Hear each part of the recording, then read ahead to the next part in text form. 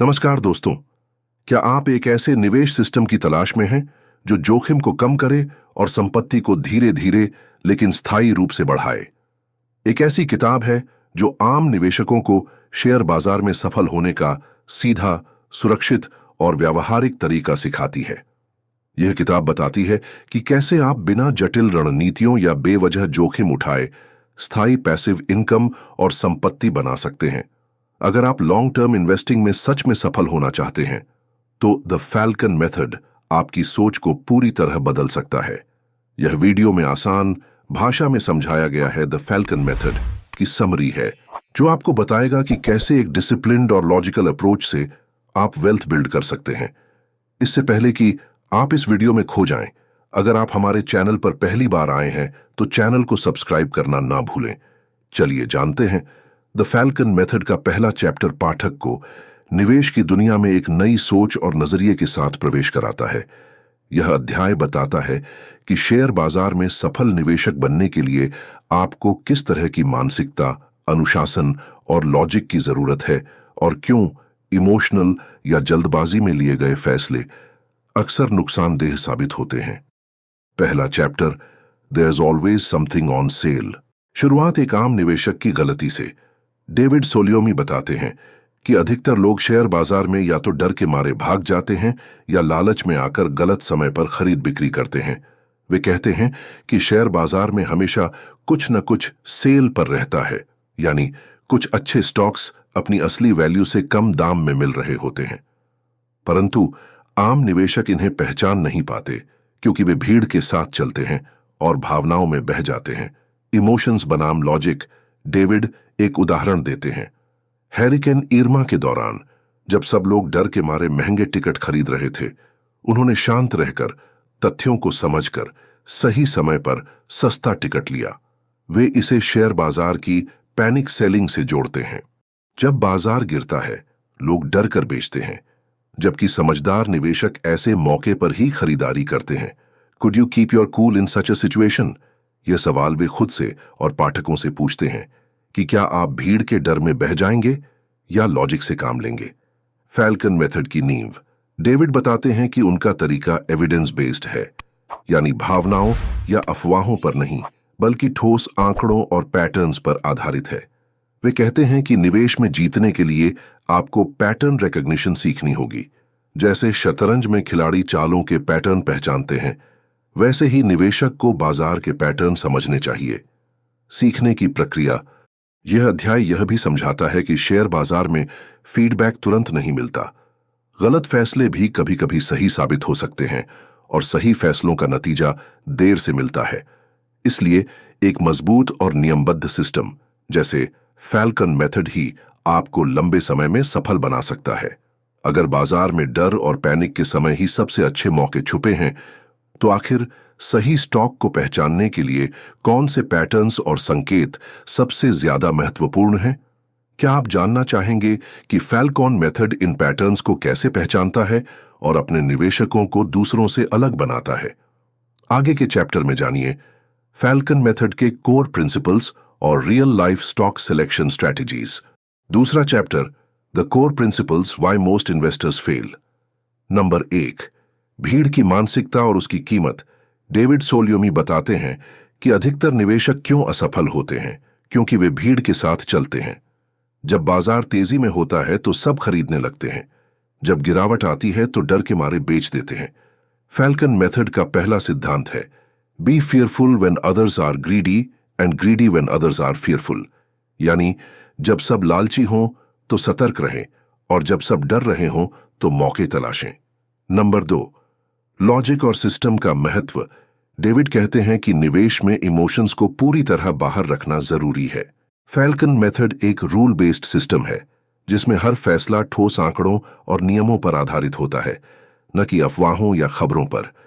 इसमें कंपनियों की फाइनेंशियल हेल्थ, डिविडेंड हिस्ट्री और वैल्यूएशन को मापा जाता है।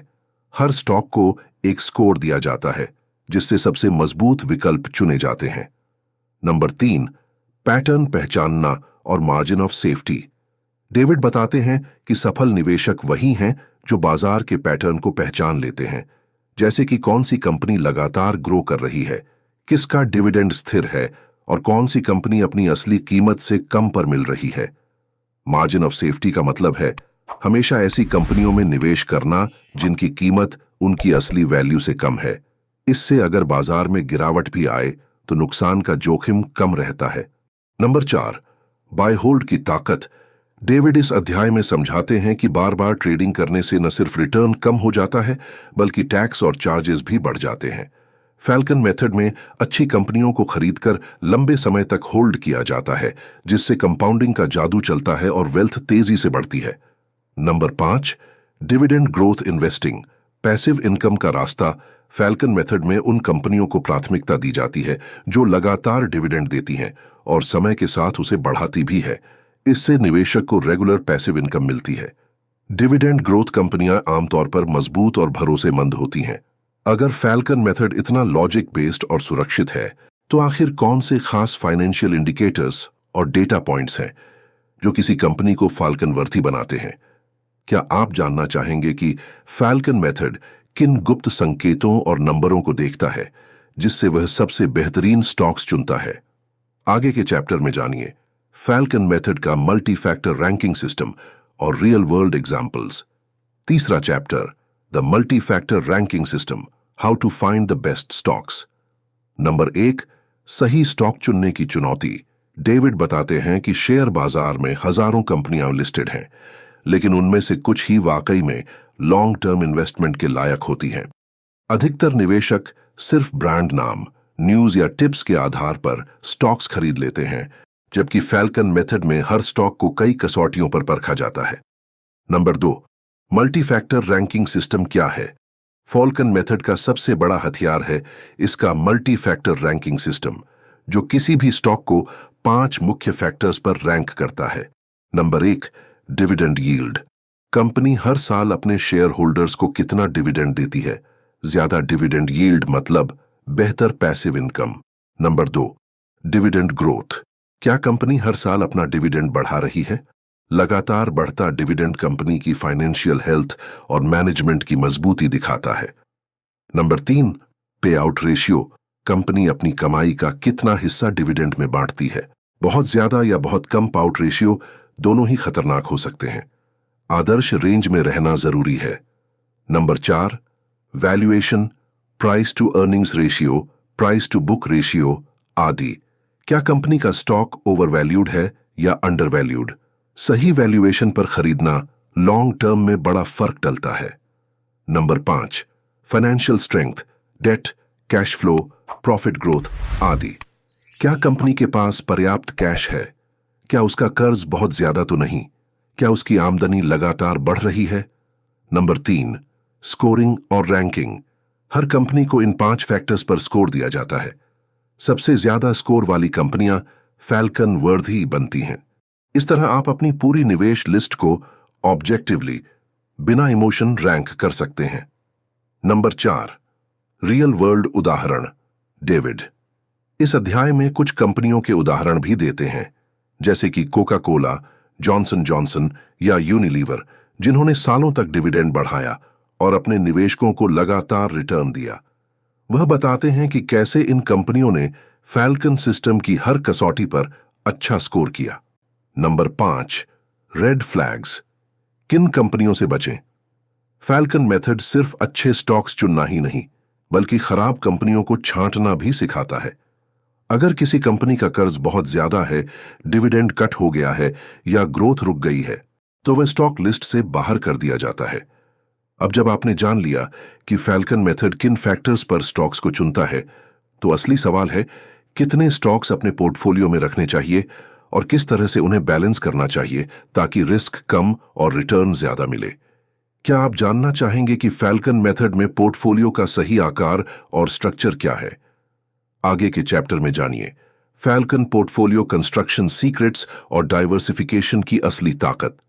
चौथा chapter, portfolio construction, how many stocks and how to diversify.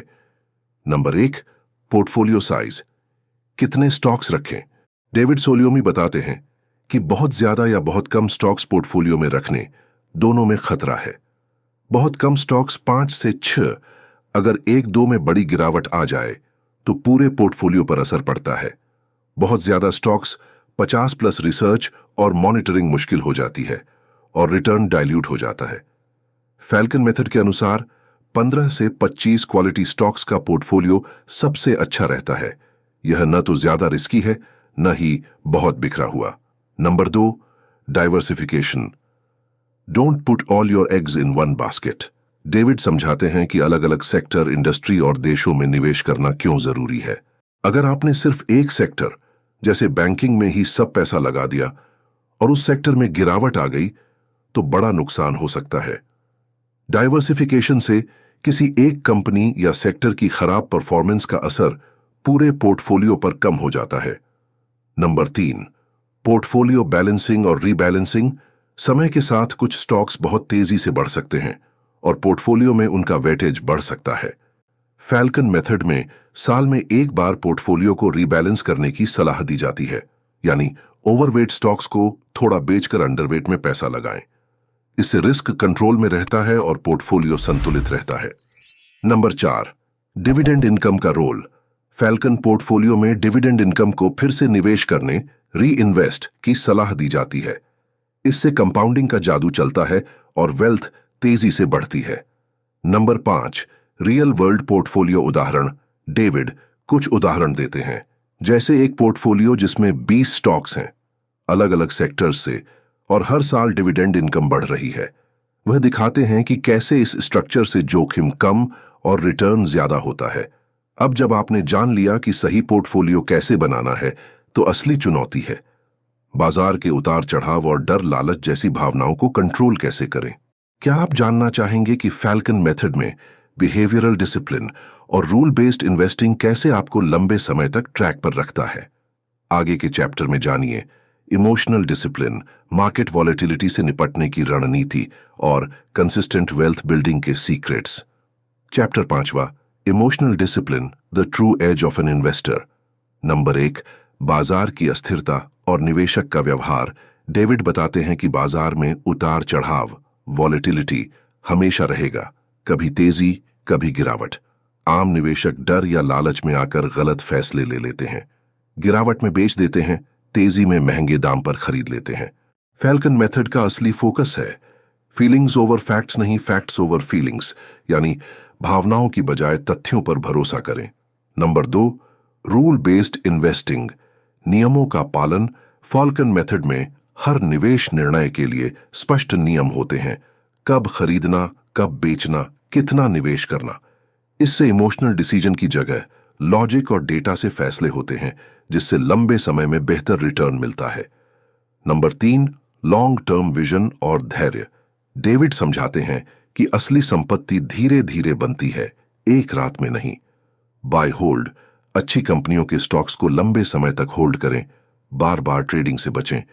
Compounding का जादू तभी चलता है जब आप धैर्य रखें और अपने नियमों पर टिके रहें। Number 4, monitoring, learning, adapting. समय समय पर पोर्टफोलियो की समीक्षा जरूरी है, लेकिन हर छोटी खबर या गिरावट पर प्रतिक्रिया देना नुकसानदेह है। सीखते रहें, लेकिन जल्दबाजी में पुराने नियम न तोड़ें। डेविड खुद बताते हैं कि उन्होंने कई बार गलतियां की, लेकिन नियमों और अनुशासन से ही वे आगे बढ़ पाए। नंबर 5, सफलता का असली राज, मनोबल और अनुशासन। फैल्कन मेथड का सबसे बड़ा फायदा यही है कि यह आपकी भावनाओं को काबू में रखता है, जिससे आप बाजार के शोर शराबे में भी शांत और केंद्रित रह सकते हैं। निवेश में जीतने वाला वही होता है जो नियमों का पालन करता है और लॉन्ग टर्म सोचता है। ऑडियंस के लिए सुझाव, नियम बनाएं और उनका पालन करें। अपनी निवेश रणनीति के लिए स्पष्ट नियम बनाएं और भावनाओं में आकर उन्हें न तोड़ें। लंबी सोच रखें, बाजार में उतार चढ़ाव से घबराएं नहीं, बल्कि उन्हें अवसर की तरह देखें। सीखते रहें, निवेश की दुनिया में हमेशा सीखना जरूरी है। नई जानकारियां, नए पैटर्न और अपनी गलतियों से सबक। फैल्कन मेथड के स्टेप्स को अपनाएं। स्टॉक चुनने, पोर्टफोलियो बनाने और अनुशासन बनाए रखने के लिए इस सिस्टम का इस्तेमाल करें। धैर्य रखें, कंपाउंडिंग और वेल्थ बिल्डिंग में समय लगता है, जल्दबाजी में फैसले न लें। अगर निवेश में सबसे बड़ी चुनौती खुद को और अपनी भावनाओं को काबू में रखना है, तो आप अपने जीवन के दूसरे क्षेत्रों में भी कौन कौन से रूल बेस्ड सिस्टम्स या अनुशासन अपना सकते हैं जिससे आप और भी सफल बन सकें। याद रखें, फैल्कन मेथड सिर्फ एक निवेश प्रणाली नहीं, बल्कि एक सोच है जो आपको न सिर्फ अमीर बना सकती है, बल्कि अनुशासित, शांत और विजयी भी बना सकती है। इसे अपनाएं और अपने भविष्य को सुरक्षित करें। अगर आपको ये समरी पसंद आई तो लाइक करें, शेयर करें और सब्सक्राइब जरूर करें। कमेंट करके बताएं कि आप फैल्कन मेथड को अपनाना चाहेंगे या नहीं। तब तक के लिए सीखते रहिए, बढ़ते रहिए। नमस्कार।